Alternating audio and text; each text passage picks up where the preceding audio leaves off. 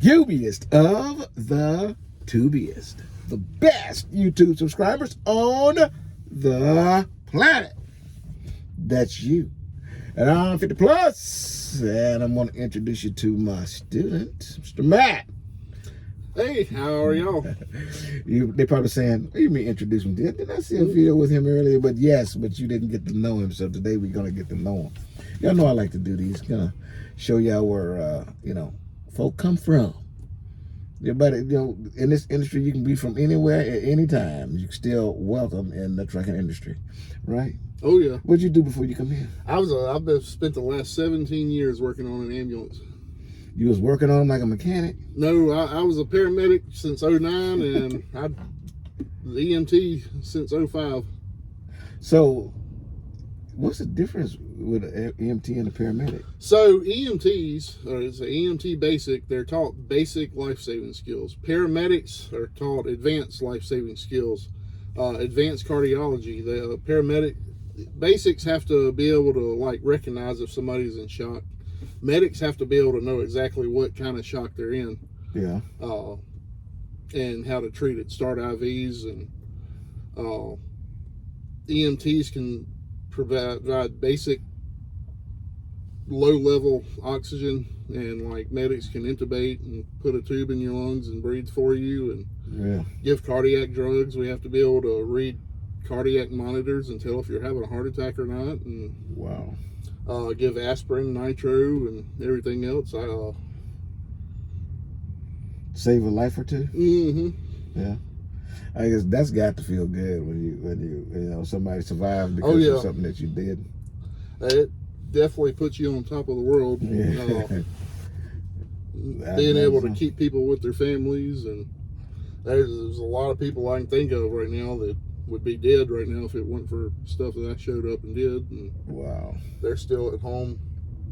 I got a cardiac arrest back 3 weeks before I came out here to train. Yeah. It was a guy whose pacemaker quit working. Oh, that's a bad idea right there. He took his last breath as we were walking in the front door, and he didn't have a heartbeat and wasn't breathing. And we started CPR and defibrillated him 3 times and gave a whole bunch of epi, and he got a weak pulse back, and gave him some atropine, and it turned into a good pulse.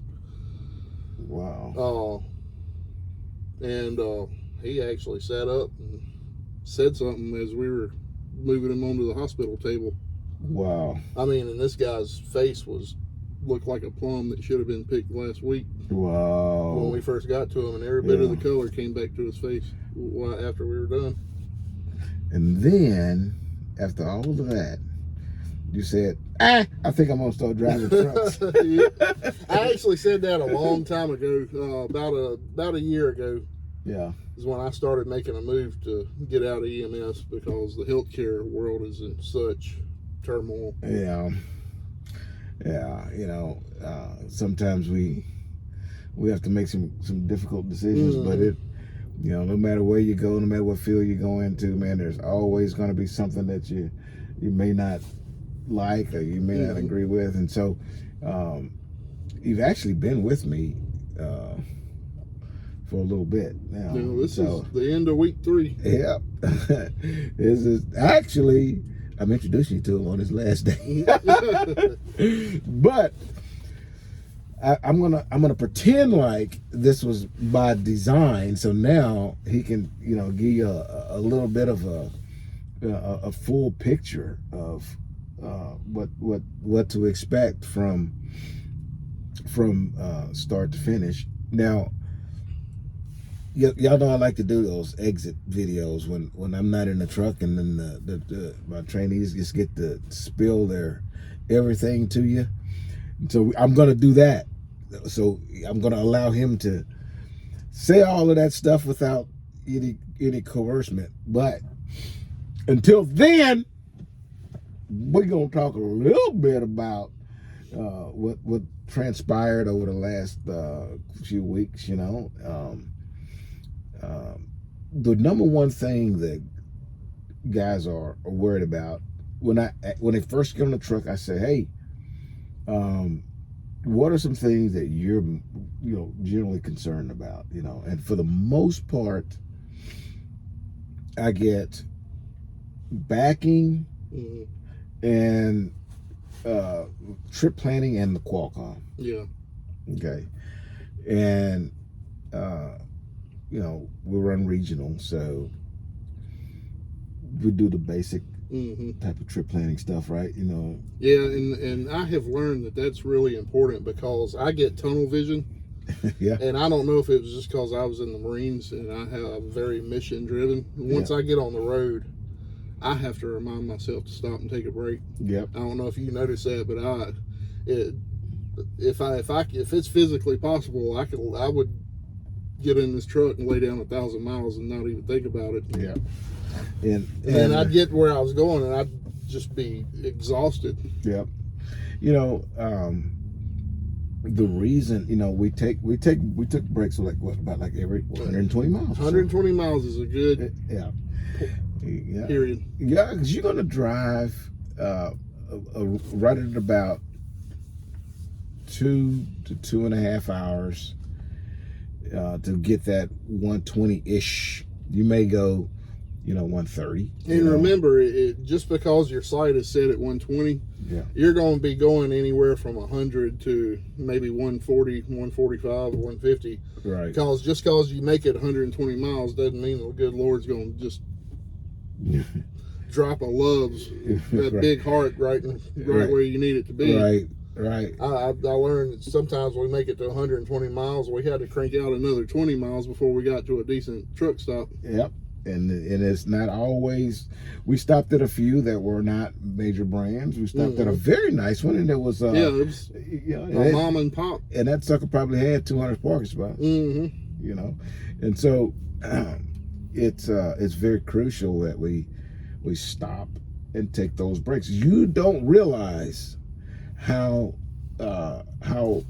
passively you're driving after driving continuously for so many miles. And when I say about passively driving, meaning things are going on around you that you become numb to because you get lane hypnotized or whatever, and that's when you can make mistakes. That's when you don't realize that nothing but brake lights 200 yards in front of you. Yep. Now you're hard braking, or maybe you can't stop in time. You're changing lanes, keep running in the back of somebody, or somebody makes a wrong move in front of you, and you're not aware enough to avoid a bad situation.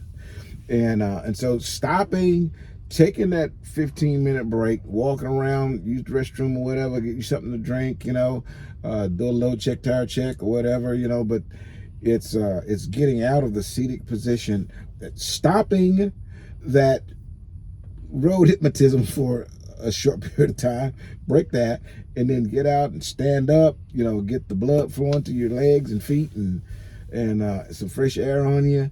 And stop by Lowe's, get a free shower. That's it. But the thing is, I gotta stop because I gotta pay. But you still need those other things, and it really, really helps you to focus. I've had 0 accidents, Honda Dominus, whatever you do. I ain't had none, But I don't subscribe to ridiculous notions that you have to put down. I think the thing now is to get 700 miles, and I understand that. I do. They're not even saying that you can't get it. You still have the 11 hours to drive. You got 14 hours to drive 11 hours. Okay? So it doesn't matter if you do 8, then 3, solid. Yeah. Just so long as you drive 11 hours, driving at the right time of day, and that's when you can make those big miles without physically draining yourself, and you may not even know that you're tired. And oh my dear Lord Jesus, planning your trip through Dallas is crucial. And you're going to get that. We drive through Dallas quite a bit because I do regional. So the reason we do Texas, Oklahoma, some Louisiana, some Arkansas, a little bit of Missouri, Oklahoma. And so we push through Dallas quite a bit, and one trick about big cities is it's going to be the same in all over the country. 2 o'clock in the morning is usually the best time to go through Yeah, here. man, I love driving at night, and people say, "Oh, I don't want to drive at night. I'm gonna be solar powered." Hey, listen. When you get to drive at night, the only thing you need to be concerned about is road closures, road construction. But there's less traffic, and you can keep up a pretty good clip. Driving at night is better on the equipment because it's not so hot. You're driving heat of the day, except winter. In the winter, we drive in the daytime, okay? Because you do not want to drive. You do not want to drive at night in the wintertime, okay? If you're in an area where it's snowing and ice and stuff like that, no. You know what to do with trip planning. You're gonna before when you get your load assignment, you're gonna do two things. You're gonna look. You can use Google Map for this. You're gonna look at the cons. First, you're going to look at the shipper. I Googled them. I physically look at the building, right? Mm-hmm. And we make sure that building, you can do the view from the street. So you can see the building, see the name on that building is the name you're looking for. And make sure that the address of that building, you're looking right at it. You know that's the place. And you want to make sure that address matches the bills and matches what's in the Qualcomm. Right? And something I noticed that right turn I pointed out yesterday on like Trucker Path and Google Maps, right? You can zoom. You can put your route in there and zoom right in on every road, little left and right turn you're going to take, so you can be ready for them when the time comes. That's exactly right. And there was a right turn we took yesterday that I'm glad I was prepared for because it was pretty. It was pretty tight. And I knew where to look for it because I looked it up on. That's it. So when folks talk about trip planning, I get it. They're going to teach you a lot in orientation about it. When you get on, especially if you get on this truck, what I'm going to teach you is how to get from the shipper to the cons without rolling the truck in the ditch. Okay, now all that extra stuff, get that safe. Okay. Know where you're going. You know what it looks like. Don't be surprised by stuff, And you get there right. The product will be in good shape, Remember, smooth is fast. That's it. Non-smooth is a bad day. We don't have them. we don't want them. So trip planning, you got that down. I know you were a little bit concerned about backing. Yeah. And when you first got started, you was pretty what? Oh yeah, I was sketchy. Yeah, pretty busy with the hands, right? Mm-hmm. Yeah, and so when you disengaged a little bit, then you start realizing that a little bit goes a long way. You turn that still this much, and the difference that's it's making at the trailer is quite a bit. But you have to be patient. You have to wait for the change to happen. Allow the change to happen, and if it's not changing enough, then you can give it a little more. Right, that's the key to backing, man. And slow down. You don't need a bunch of speed backing. And if you're not sure what you're looking at, then get out and get put your hands on it.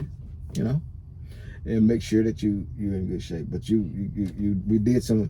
I know it's the last day, but you did it with 3 more backs today. How do you think about it? I think they went better than our first week. Yes, and next week when you do it, it's going to be better than this week, and a week after that, it's going to be better than the previous week. All you need to do every day, middle of the day, just like we did, and it's best to get you a mom and pop, so maybe one that's not as busy as a Loves or TA or Petrol Pilot like that. These name brands. Timing's crucial on that trip. Yeah, that's it. 11, 12, 1 o'clock. Usually is the best time to have an open lot on a. Nobody's pressuring you, and then when you're by yourself, I'm not there to coach you through it or tell you that you've done something wrong. It's up to you, with no pressure, to do it, and those light bulbs start coming on. It's not bad. It's not hard, man. It's not hard. Anything else that you may have learned that you're glad you was able to ride with me? Oh no, I'm glad to get away from you. Did you eat good? Oh yeah. Yeah. I like to eat. There you go. Good. So a good EMT story. You told me you had a good EMT story for me. So yeah. Tell us a EMT story. So I was working in a county in Mississippi called Humphreys County one time, and it's a bunch of farmland, and they've got a bunch of man-made ditches that are sometimes 6 to 10 feet deep. I mean, they go through there with a backhoe and scoop it out, or a bucket. Yeah. Scoop every one of them out, and it's where the water from the fields drains into, and it carries it away. Yeah. And people are all the time running into them when they lose control of their car and they wreck, and it's not uncommon for them to just drive right off into them. Wow. And I climbed down. I jumped. It was 1 o'clock in the morning one summer night, and I climbed down in there to get to a guy that was entrapped in a car. Mm-hmm. I jumped down about 8 feet to the bottom of this drainage ditch, and there was about a 10-foot alligator sitting there. Oh, golly. And oh my God, man, you should have seen this big old boy scale at the side of that. Oh my God. My feet didn't even hardly hit the ground. You walked on water that day? Oh my God, man, you should have looked like a grizzly bear climbing a tree. So how was your patient? Did you get him out of there? Oh yeah, we got him out, and they had to call. I think they called the game warden to get the gator. I wasn't studying it anymore. Right, I went around to another spot, and I kept an eye on it. And Right. That is crazy, I've gator hunted, and one day I'll tell you about my gator hunting situation. I think I got enough of it. I might do it, once or twice more, man. But I got quickly burned out of gator hunting, Ever since I saw that episode of Swamp People where they pulled that gator in the boat, and 10 minutes they shot it and thought it was dead. 10 minutes later, dude started walking around. Yeah. I said, nope. I'm gonna tell you about my gator hunting story, but I was interested in it because of that show, right? Mm-hmm. And then once I started doing it, I realized that that's TV, man. It's all of that thrashing around and that, man. Look, that's TV. That's TV. That's TV. It don't happen like that. They are methodical animals in the water. They just kind of do their little thing, man. They can almost docile till they defensive. So until they get defensive, you can almost do what you want with them. And so they start getting boring to me. Start turning into work, not fun. One of these days I'll tell you about that there. Anyways, I'm gonna let Matt speak to y'all. I'm gonna get out and he'll tell y'all what he thinks. Till I see you again, the Living Under Strength.